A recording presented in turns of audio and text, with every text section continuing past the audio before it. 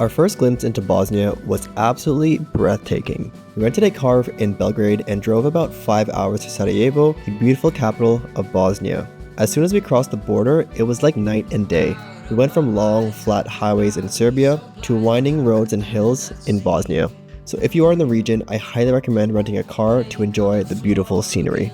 Sarajevo is known as the Jerusalem of Europe, as you will see a melting pot of religious and ethnic cultures in such close proximity, with Islam being the majority religion. I noticed it was particularly more touristy than Belgrade, but for a good reason. Half the city maintained its influence from the reign of the Ottoman Empire, while the other half maintained its Austro-Hungarian roots, leaving such a beautiful contrast across the city. Sarajevo is mostly known for the infamous shooting of Archduke Franz Ferdinand, the presumptive heir to the Austro-Hungarian Empire, just beside the Latin Bridge, which has been attributed to catalyzing World War I. However, Sarajevo has overcome such a dark past, including the siege of the 90s, the longest siege of any capital city in recorded modern history. But despite their gruesome history, the people have managed to come together in peace, look beyond their differences, and shine light on those around them through their kindness. But if you want to get a deeper understanding of the city's history, I highly recommend going on a free walking tour, which is what we did, which I'll link in the description below. Largely influenced by the Ottoman Empire, their coffee scene is reminiscent of the Turkish culture, and it's at Minas Cafe where I learned the difference. This lovely gentleman was one of the highlights of my entire trip. The shop was briefly closed as he went out to run an errand, but as soon as he saw us approach the shop, he rushed back to serve us some cups. He spoke broken English and German, so we switched between the languages, but he did so with such kindness and laughter. He explained that while Turks use the same device to brew their coffee, known as the jezva, to brew a piping hot coffee, there are some subtle differences. The Turkish way is to boil the coffee and optional sugar with the water, which they traditionally do in sand. Bosnians, on the other hand, bring the water to a boil before adding the coffee and sugar and don't use sand since they don't have any beaches around. The result is a smoother and milder taste as the coffee has spent less time in contact with the water. This man lived through the entire siege but still had a cheek-to-cheek smile while treating us with such warm hospitality. Of all the people I've come into contact with during my short visit, he was the embodiment of the city.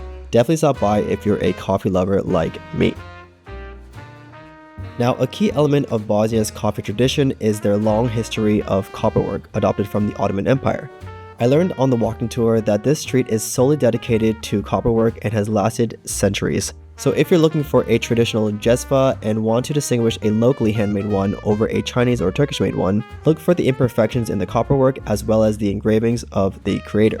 On the tour, we were led to this copper shop, which has been run by a family for 4 generations. The son showed us simple techniques he uses to prepare all sorts of items. Since I already had a jezva at home from my trip to Istanbul, I went for the copper-covered porcelain espresso mug to add to my collection. I picked it up the next day, and the father was the one who sold it to me, and even engraved Sarajevo right in front of me, adding a nice special touch to it. So if you want a truly handmade copper souvenir, I'll link this shop in the description below. But as someone who has developed a passion for third wave or specialty coffee, I found the options quite limited. The standout coffee shop for me, however, was Fabrica, located in the center of the city. The spacious layout centers around its roasting machine and greets you with the strong smell of a fresh roast.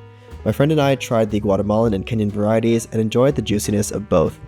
I ended up taking the Guatemalan roast home just because I preferred that variety more and have had my fair share of Kenyan coffees recently. They offer a wide variety of coffees using all sorts of coffee brewing methods, so if there's one shop I recommend for all kinds of coffee lovers, definitely check this one out if you are visiting the city. With our limited time, we really only had time to visit one museum, and we landed on the Siege of Sarajevo Museum. From 1992 to 1996, it was the longest siege of a capital city in modern history, carried out by Bosnian Serb forces surrounding the predominantly Bosniak-held city during the Bosnian War. civilians endured constant attacks, severe shortages of food, water, and medicine, and over 11,000 people were killed. Despite the siege, however, residents maintained their culture and resisted until international intervention helped end the war. This museum contains remnants of items that survived the attacks and the horrific stories that accompanied some of those items. Each one I read was heartbreaking and painted a detailed picture of the terrifying reality they had to endure. And if you really want to go deep into this part of Sarajevo's history and to understand where they got their resilience from, this is the perfect place to do so.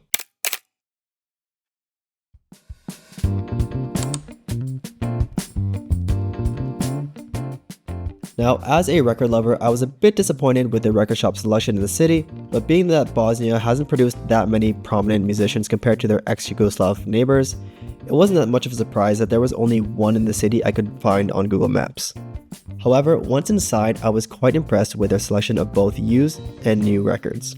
I was on the hunt for anything Bosnian, but I soon learned that anything produced before the 90s will simply be labeled ex-Yugoslav, and towards the back you'll find a selection of mostly pop rock and folk records for quite cheap.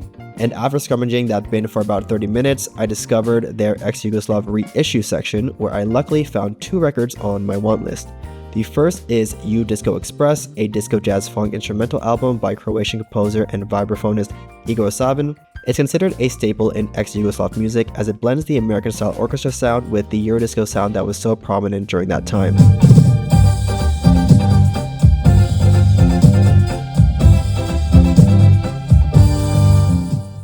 The second is Tiffany Girl, a jazz album led by Croatian composer Boško Petrović.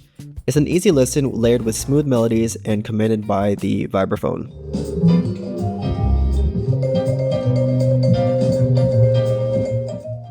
So if you're a record collector like me and are on the hunt for some ex-Yugoslav classics, definitely pay this shop a visit.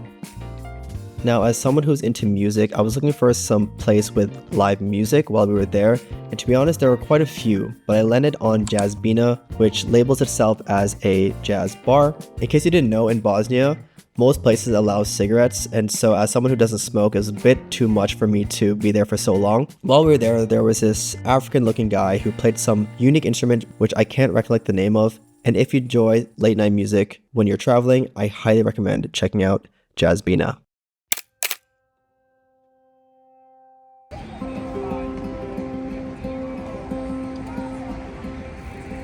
After only 24 hours, Sarajevo surprised me in so many ways.